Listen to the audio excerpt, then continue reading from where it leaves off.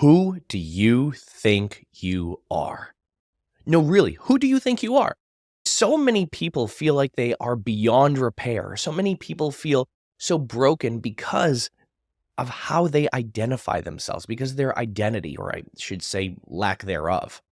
And that can cause a lot of problems with people, and it can cause them to feel like they lost their sense of self. Hey there, I'm Dan Candell. I'm known worldwide as the anxiety relief guy, and I am a board-certified clinical hypnotist. It's my job to help people reprogram their subconscious mind to get more of what they want in life, so that way they have more wins and losses, more breakthroughs and breakdowns, more good days and bad days, so life just gets easier, all without unnecessary stress, anxiety, and overwhelm. And I also like to pride myself on putting a fun and somewhat comical spin on personal and professional development. So that way people are not only going to have a profound experience when they work with me, but they're going to have a fun and, well, interesting experience. But that's neither here nor there. How do you identify yourself? Because in this video, I'm going to share with you some insight into how you can do what I call an identity switch. So that way you just feel like you have a better grasp of who you are, a better grasp of your sense of self. Oh, and by the way, if you're new to me, welcome to the conversation, you sexy, sexy cupcake. Try that on for an identity, right? That's actually a good identity to have if we believe that about ourselves. If you're not new to me, welcome back to the conversation. It's great to have you back. Great to have you part of the conversation either way. So let's dive in. All right, I asked you a pretty triggering question in the beginning of this video. I said, who do you think you are? And you heard that and probably thinking, oh my gosh, he's come unhinged again. Like he's one light bulb short of a full strand of lights or whatever. But this is a problem. So many people feel like they're beyond repair, beyond help, because they either lack a sense of self or they identify by using their problems. Think about how many times you may have identified yourself or other people you know have created identities around problems. Think about it. How many times have you said to yourself or you heard someone say, oh my gosh, I'm beyond help? Or I am just like such an anxious person, or I'm such a basket case, or I'm a procrastinator, I'm scatterbrained.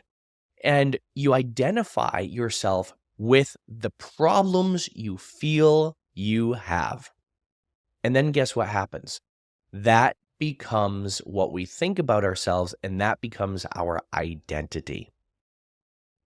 How often, though, do you hear people say things like, oh, I'm a very successful person. I'm very influential and I help a lot of people and I make a lot of connections. Not very many people say that. Many people will identify themselves with their flaws forward. And when you're identifying yourself with your flaws forward, guess what that does? It robs you of all of those strengths and every accomplishment that you've made, and it pollutes your mind to make you think that you are not deserving or capable of having a good identity. Now, identity also, it's not just who we are, but identity is defined by what we do. So the reason why many people feel like they're beyond repair or why they're stuck or why they just can't get out of their own head, number one is self-talk. Like that's a really big part of it. So I can almost guarantee you, if all you did was change your self-talk, the way you talk to yourself and the way you treat yourself, if that's all you did, you'd start to have a better grasp of feeling like you have more purpose and more power within yourself and also more strength as well. We don't realize that in order to not just survive, but make it through every difficult day, we've needed to call upon strength we didn't even know we've had. If I ask you right now to think about your worst day on this earth, guess what? You had to pull up on all of these strengths and resources you probably didn't even know you had in you to make it through that day. One of the worst days I ever had was when my dad died, and around that whole time of taking care of him.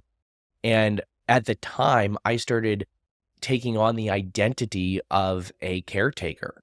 And I said, I'm my dad's caretaker. And that was not an identity I wanted to take on. And I defined myself, though, by what I was doing. But guess what happens? People also define themselves based on what they're not doing. So as you become aware of this, the reason why I share this with you is because knowledge is power, but it's more powerful when we use the knowledge that we have and that we're acquiring.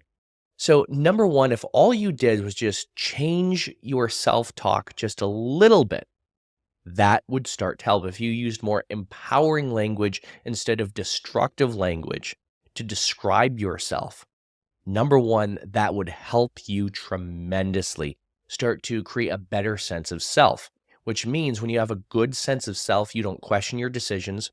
You don't have that feeling of low self-worth. You don't feel so scatterbrained. You don't feel like you're beyond help. You don't feel like a basket case. You don't feel like you're about to lose your shit at any moment in time. You don't feel like you have a short fuse with everyone around you. You feel more balanced. You feel more centered when you have a better sense of self. The second thing you can do in order to become more aware of your identity and create a more empowering identity is to identify your personal core values. Now, this is a part of coaching. It's also a part of what we call acceptance commitment therapy, or ACT. And what identifying your values does, it helps you get to know yourself better. It helps you do some deep discovery who you are.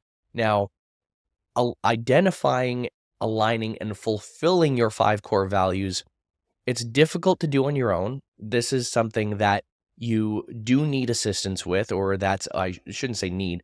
It is a lot easier to do it with someone who knows how to guide you and what they're doing. And that's actually one of the parts of my program. When you join my program, one of the first things I help you do is identify and align your 5 core personal values. So that way you have a better sense of self.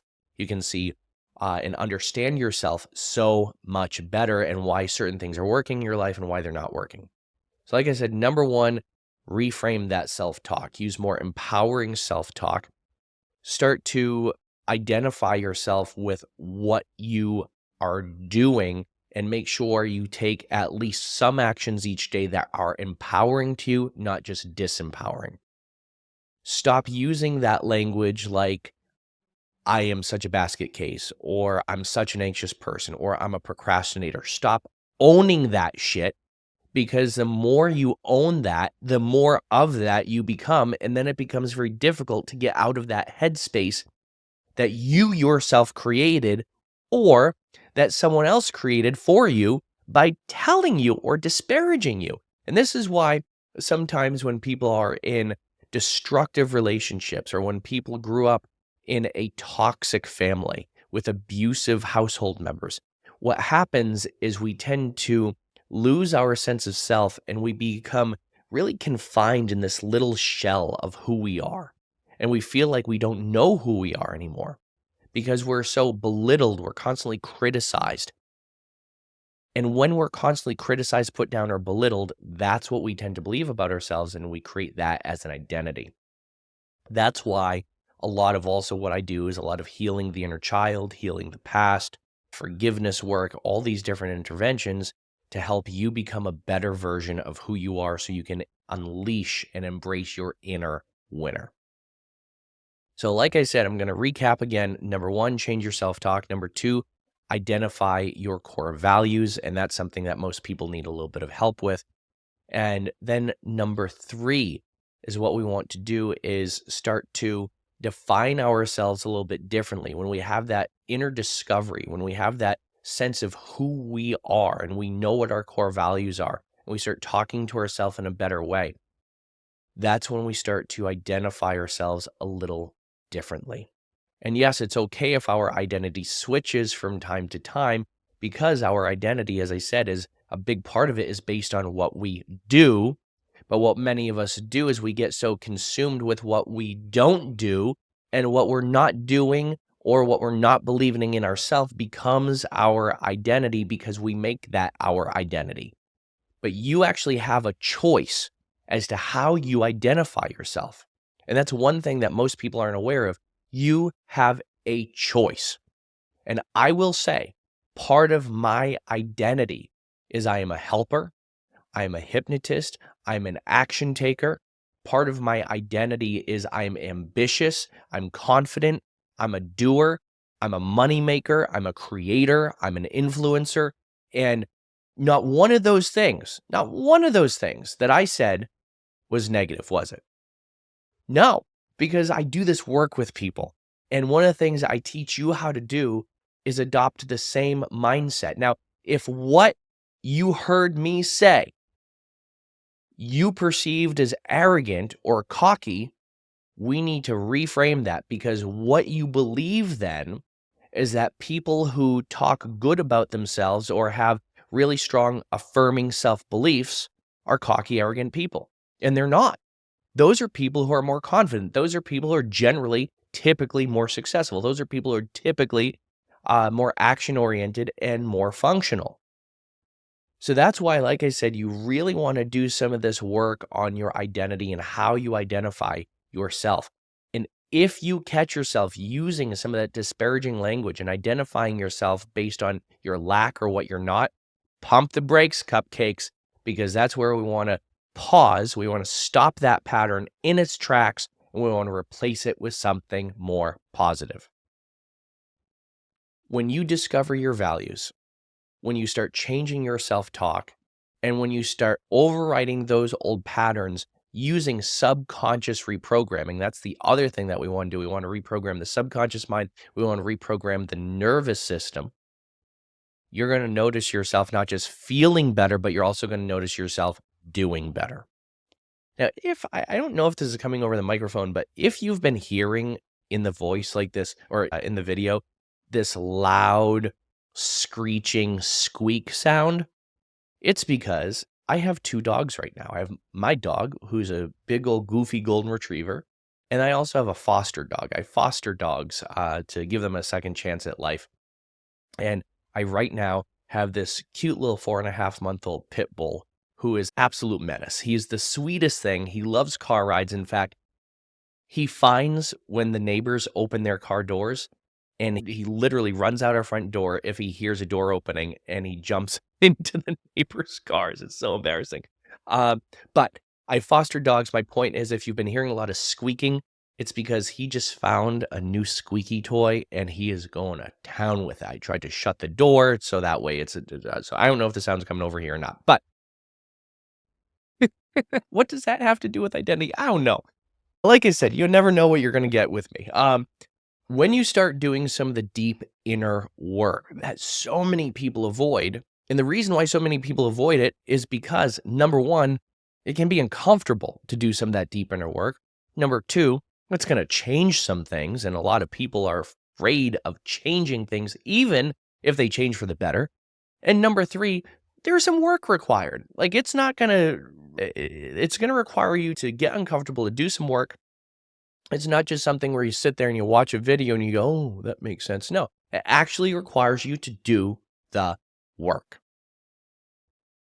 If you've been struggling with low self-worth, if you've been struggling with being productive, if you've been struggling with who you are or figuring out things in your life, or if you've been struggling with what I like to call high functioning anxiety, where you are very functional, but on the outside, you appear to be successful and have your shit together, but on the inside, you're like a scattered mess, then let's talk, because I'm super confident that I can help you. And part one is doing work around your identity and shifting your identity, shifting your belief system, shifting how you talk about yourself.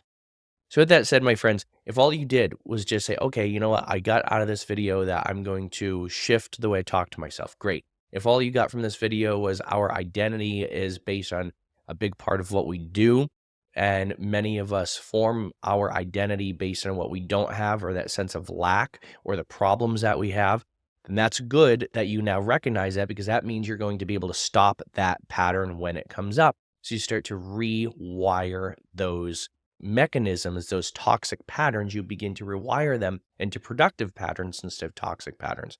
If all you got from this video is saying, I now know a little bit about core values and I have to do some deep discovery with someone who knows about this to help me with that, then guess what? I've done my job. So my friends, The reason why you feel so stressed, depressed, overwhelmed, stuck is because number one, we've got to get a good grasp on that identity and start reframing parts of your identity and how you identify yourself. If you would like to explore working with me, link is in the bio, my friends, or link is in the description of the video or below this video or somewhere around the video. You can also go to my website, dancandell.com, and fill out an application to apply to work with me. I love working with people to help them reframe their identity, their belief systems, and also their negative unconscious thoughts. So with that said, my friends, make sure you rate, subscribe, and follow, and also leave me a comment of how and if this resonated with you. As always, be well, do good, be true to who you are, and happy healing.